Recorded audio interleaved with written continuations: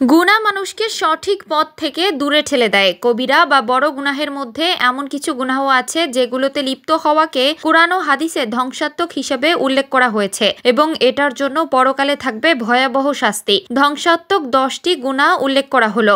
মানুষ হত্যা করা জঘন্য অপরাধ। পবিত্র কোরআনে বর্ণিত হয়েছে, আল্লাহ তাআলা যার হত্যা নিষেধ করেছেন, যথার্থ কারণ ছাড়া তাকে হত্যা করো না। শিরক আল্লাহর কাছে সবচেয়ে ঘৃণিত অপরাধ। পবিত্র কোরআনে বর্ণিত হয়েছে, নিশ্চয়ই আল্লাহ তার সঙ্গে শরিক করা ক্ষমা করবেন না। এটা ছাড়া অন্য গুনাহ ইচ্ছে হলে ক্ষমা করবেন। আর যে ব্যক্তি আল্লাহর সঙ্গে শরিক করলো সে মারাত্মক গুনাহে লিপ্ত হলো।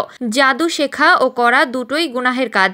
জাদুবিদ্যা শেখার প্রতি নিষেধাজ্ঞা আরোপ করে পবিত্র কোরআনে ইরশাদ হয়েছে, তারা দুই ফেরেশতা যাকেই জাদুবিদ্যা শেখাতো তাকে বলে দিত যে তোমরা জাদু শিখে কুফরি করো না, নিশ্চয়ই আমরা তোমাদের জন্য পরীক্ষা। সুদি লেনদেনে জড়িত হওয়া আপন মায়ের সঙ্গে ব্যভিচারে লিপ্ত হওয়ার মতো অপরাধ। পবিত্র কোরআনে বর্ণিত হয়েছে, হে ঈমানদারগণ, তোমরা দ্বিগুণের উপর দ্বিগুণ সুদ খেও না এবং আল্লাহকে ভয় করো যেন তোমরা সুফল পাও। এতিমের সম্পদ আত্মসাৎ করা ভয়ঙ্কর অপরাধ। পবিত্র কোরআনে বর্ণিত হয়েছে, নিশ্চয়ই যারা অন্যায়ভাবে এতিমের সম্পদ গ্রাস করে তারা আসলে নিজেদের পেটে আগুনই ভক্ষণ করে। শীঘ্রই তারা প্রবেশ করবে জ্বলন্ত আগুনে। অহংকার ও দাম্ভিকতা মানুষের ব্যক্তিত্বকে শেষ করে দেয়। মহান আল্লাহ তাআলা দাম্ভিক ও অহংকারীকে পছন্দ করেন না। পবিত্র কোরআনে ইরশাদ হয়েছে, নিশ্চয়ই আল্লাহ তাআলা অহংকারীকে পছন্দ করেন না। সতী নারীকে অপবাদ দেওয়া। পবিত্র কোরআনে ইরশাদ হয়েছে, যারা সতী সহজ সরল মুমিন নারীদের প্রতি ব্যভিচারের অপবাদ দেয় তারা দুনিয়া ও আখিরাতে অভিশপ্ত। তাদের জন্য রয়েছে ভয়াবহ শাস্তি। হাদিসে বর্ণিত হয়েছে, আব্দুল্লাহ ইবনে আমর রাদিয়াল্লাহু তাআলা আনহু বলেন, একদা রাসূলুল্লাহ সাল্লাল্লাহু আলাইহি ওয়াসাল্লাম ভাষণ দিলেন এবং বলেন, তোমরা কৃপণতার ব্যাপারে সাবধান হও, কেননা তোমাদের পূর্ববর্তীরা কৃপণতার কারণে ধ্বংস হয়েছে। অর্থলোভ তাদের কৃপণতার নির্দেশ দিয়েছে, ফলে তারা কৃপণতা করেছে। তাদের আত্মীয়তা ছিন্ন করার নির্দেশ দিয়েছে, যখন তারা তাই করেছে এবং তাদের পাপাচারে প্ররোচিত করেছে তখন তারা তাতে লিপ্ত হয়েছে।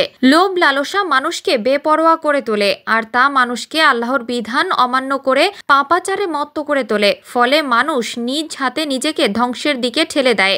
ইবনে মালিক আল আনসারী রাদিয়াল্লাহু তাআলা আনহু বলেন, রাসূলুল্লাহ সাল্লাল্লাহু আলাইহি ওয়াসাল্লাম বলেছেন, দুটি ক্ষুধার্ত নেকড়ে বাঘকে ছাগলের পালে ছেড়ে দেওয়া হলে পরে তা যতটুকু না ক্ষতি সাধন করে, কারো সম্পদের লোভ এর চেয়েও বেশি ক্ষতি সাধন করে তার ধর্মের। হাদিসে বর্ণিত হয়েছে, পার্থিব চিন্তা যাকে মোহগ্রস্ত করবে আল্লাহ তার কাজকর্মে অস্থিরতা সৃষ্টি করবেন।